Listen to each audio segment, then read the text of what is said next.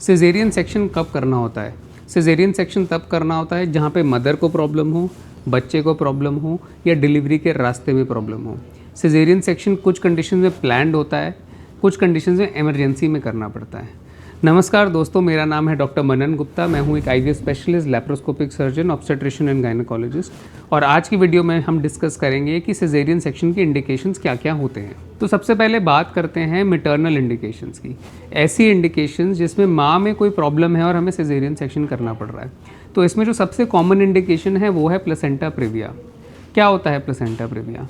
Placenta praevia में जो अवलनाल होती है, जो बच्चे का प्लेसेंटा होता है, जो मदर और बच्चे को कनेक्ट कर रहा है, वो इंटरनल ऑस को क्रॉस कर रहा होता है, यानी कि बच्चेदानी के मुंह को क्रॉस कर रहा होता है। जब वो इंटरनल ऑस को क्रॉस कर रहा होता है तो बच्चे की हेड की डिलीवरी के टाइम पे टोरेंशियल ब्लीडिंग होने के चांसेस होते हैं, यानी कि इतनी ब्लीडिंग कि मदर की जान को भी खतरा हो सकता है और बच्चे की जान को भी खतरा हो सकता है।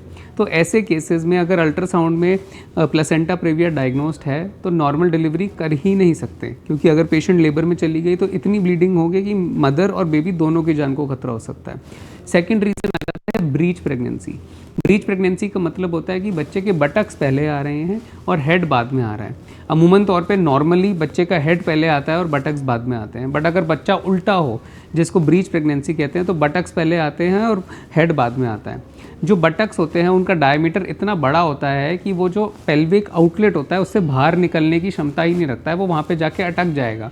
इसलिए ब्रीच प्रेगनेंसी में इलेक्टिव सिजेरियन करा जाता है।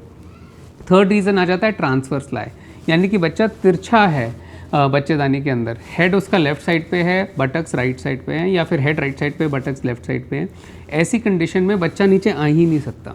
पेशेंट अगर लेबर में चली गई ट्रांसवर्स लाई में तो यूट्रस रप्चर होने के चांसेस हो जाते हैं। तो अगर अल्ट्रासाउंड पे ट्रांसवर्स लाई है तो इलेक्टिव सिजेरियन सेक्शन करना ही सेफेस्ट ऑप्शन है। उसके बाद आ जाते हैं फीटल रीजंस। अगर बच्चे का वेट 3.5 kg से ज़्यादा है और बच्चे के हेड का डायमीटर काफ़ी बड़ा है, तो जो ऑब्स्टेट्रिशियन होते हैं वो 37 वीक्स पे असेस कर लेते हैं कि हेड नीचे से आ पाएगा या नहीं। और बहुत कंडीशंस ऐसी हो जाती हैं कि हेड बड़ा होता है और मैटरनल पेल्विक आउटलेट छोटा होता है। तो ऐसी कंडीशन में भी सेफेलोपेल्विक डिस्प्रपोर्शन हो जाता है और बच्चे की डिलीवरी काफ़ी डिफ़िकल्ट हो जाती है। फिर बात कर लेते हैं हम इमरजेंसी इंडिकेशंस की। इनमें से एक इंडिकेशन होता है फीटल डिस्ट्रेस। सब कुछ ठीक चल रहा होता है, तो पेशेंट का लेबर प्रोग्रेस कर रहा होता है, और जो एनएसटी होता है जिसमें बच्चे की दिल की धड़कन देखी जाती है, वहाँ पे हम देखते हैं बच्चे की दिल की धड़कन 100 से कम जा रही है और रेगुलर इंटरवल्स पे जा रही है।